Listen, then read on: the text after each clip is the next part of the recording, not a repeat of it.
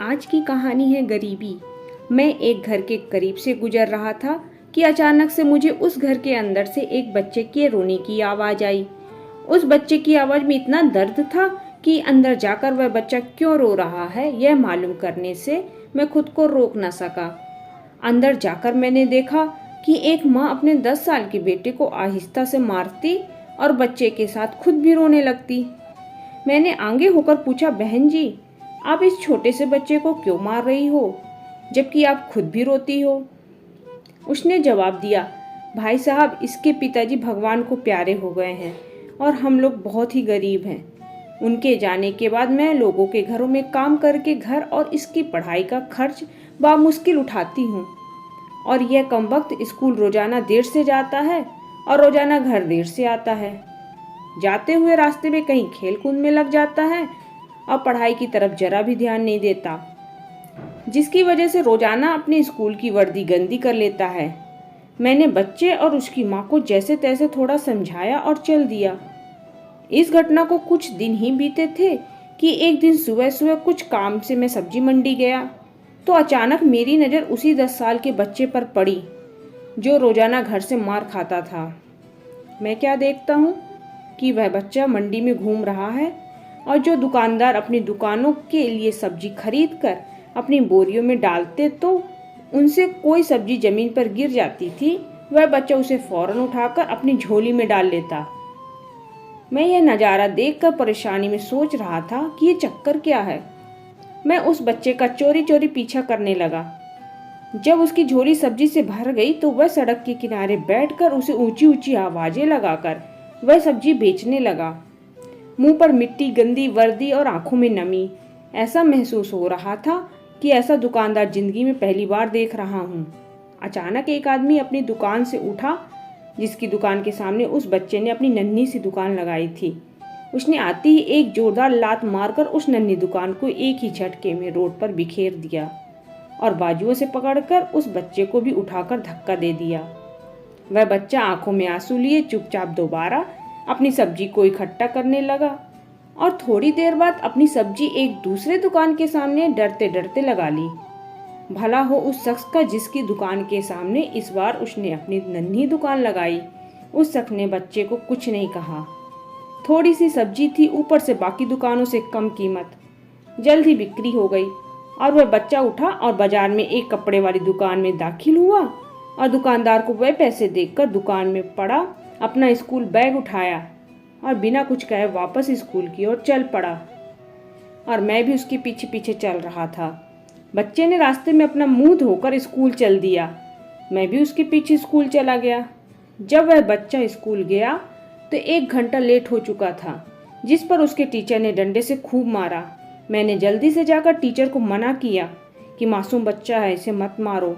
Teacher कहने लगे, रोजाना 1.5 घंटे लेट आता है, इसी सजा देता हूँ।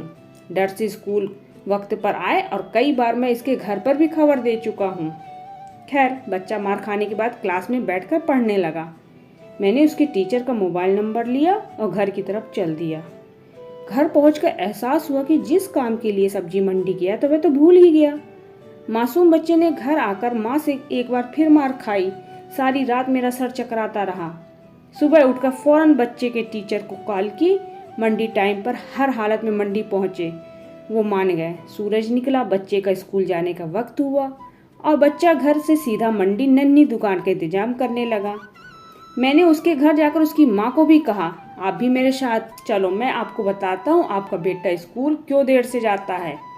वह फौरन मेरे साथ मुंह में यह कहते हुए चल पड़ी, आज इस लड़के मेरे हाथ खैर नहीं, छोड़ूंगी नहीं उसे आज। मंडी से लड़के का टीचर भी आ चुका था। हम तीनों मंडी के तीनों जगह पोजीशन पर संभाल ली और उस लड़के को चुपचाप देखने लगे।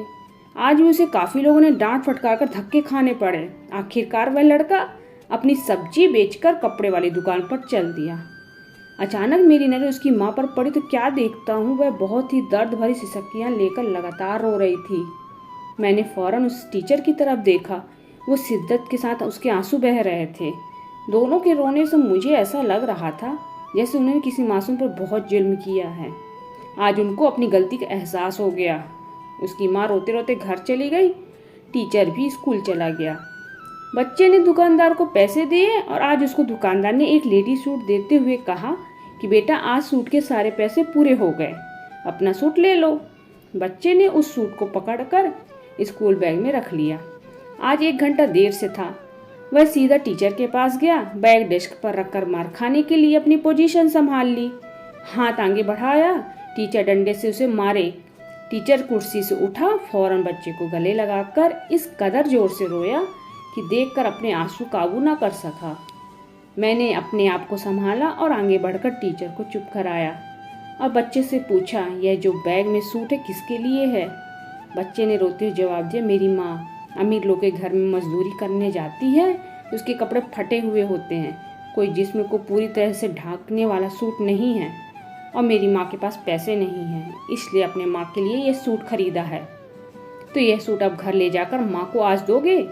मैंने बच्चे से सवाल पूछा। जवाब ने मेरे और उस बच्चे के टीचर के पैरों की जमीन ही निकाल दी। बच्चे ने जवाब दिया, नहीं अंकल, छुट्टी के बाद मैं इसे दर्जी को सिलाई के लिए दूंगा।